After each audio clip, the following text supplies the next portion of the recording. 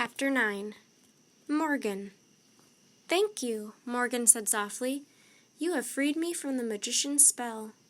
Jack just stared at her. "You were Peanut?" Annie said.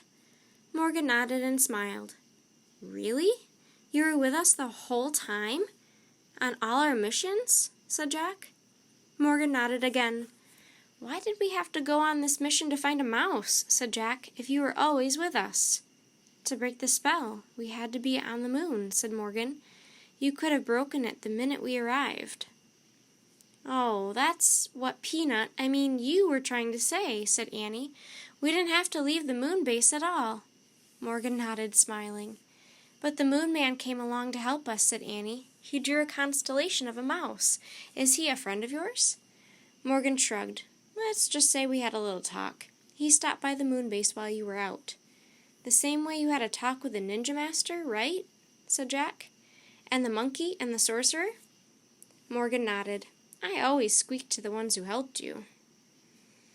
"But how did they understand you, a mouse?" said Jack.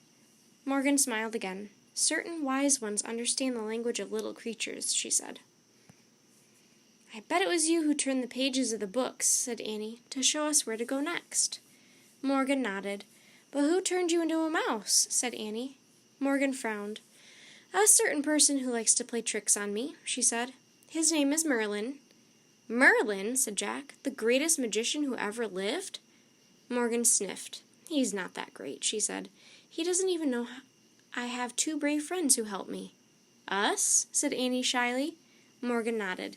"And I thank you both with all my heart." "You're welcome," said Jack and Annie. Morgan handed Annie the Pennsylvania book. "Are you ready to go home now?" she asked. "Yes," said Jack and Annie. Annie pointed to a picture of the Frog Creek woods. "I wish we could go there," she said. The treehouse started to spin.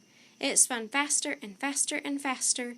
Then everything was still, absolutely still, but only for a moment.